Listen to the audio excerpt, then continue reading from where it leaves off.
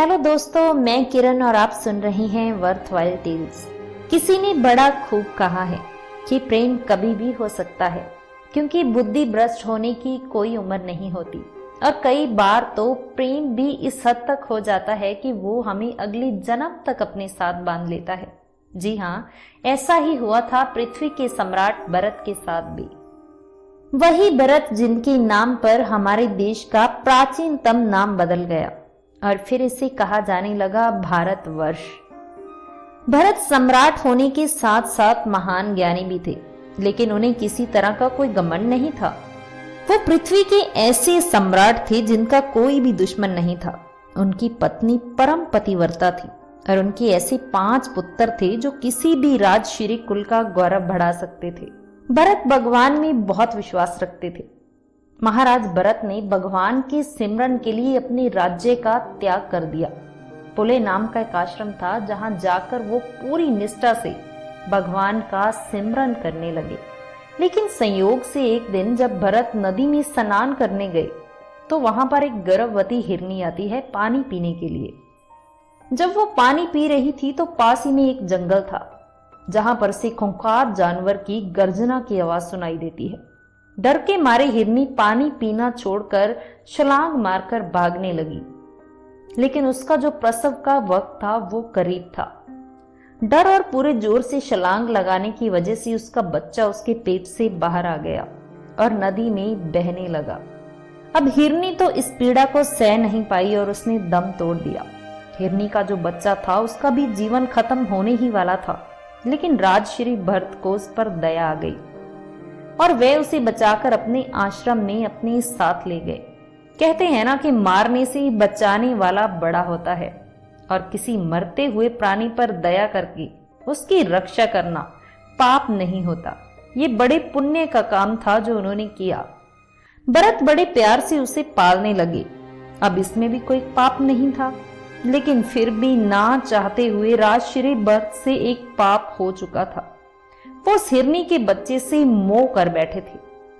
उन्हें उस बच्चे से इतना प्रेम हो गया जानो उनकी रूह उनके अंदर बस गई।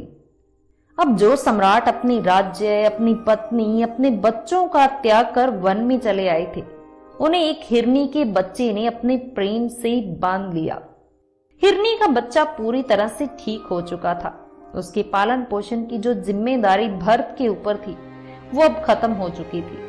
अब उसे वन में छोड़ना था, लेकिन उसका प्रेम राजश्री भरत को ऐसा करने से रोक रहा था। वो बच्चा भी भरत को ऐसे प्रेम करता था जैसे वो उसकी मां हो। राजश्री भरत का अंतिम समय करीब आ गया। अब हिरनी का बच्चा उनके पास उदास बैठा था और भरत ने उसी की चिंता करते हुए और उसकी तरफ देखते हुए अपने शरीर को छोड़ दिया, और इसी वजह से उन्हें अगला जन्म हिरनी के बच्चे का ही मिला। लेकिन कहते हैं ना कि भगवान का भजन कभी व्यर्थ नहीं जाता, और इसी वजह से भरत हिरनी के बच्चे के शरीर में भी भगवान का भजन करते रहते, और जल्दी ही उन्हें हिरनी के शरीर से छुटकारा मिल गया। और इसके बाद वो एक ब्राह्मण के घर पैदा हुए, लेकिन अब वो सावधान हो चुके थे और सबसे दूरी बनाए रखते ताकि उन्हें किसी का मोह अपने साथ बांध ना ले। इसी वजह से वे खुद को पागलों की तरह रखते और फिर उनका नाम जड़ भरत पड़ गया। इस पूरी कहानी में सुनने की बात तो यही है कि राजश्री भरत जैसे त्यागी और भगवत भक्त को भी मृगवाशिक के मोह में मृग होना पड़ा था, और वही मोह उन्हें मृग जीवन में भी ले गया। दया करो, प्रेम करो, हित करो, लेकिन किसी से इतना मोह मत करो कि खुद ही उसके साथ ममता के बंधन में बंध जाओ। अगर हम ये सोचे कि अंत समय में भगवान का स्मरण कर लेंगे तो ये हमारी बस की बात नहीं है, क्योंकि अंत समय मनुष्य सावधान नहीं रहता। वो इस हालत में ही नहीं होता कि किसी तरह की विचार कर सके, क्योंकि आखिरी वक्त में इंसान को जिसका मोह है, उसका मन जिसमें है, वो उसका अगला जन्म उसी के साथ जुड़ा होगा।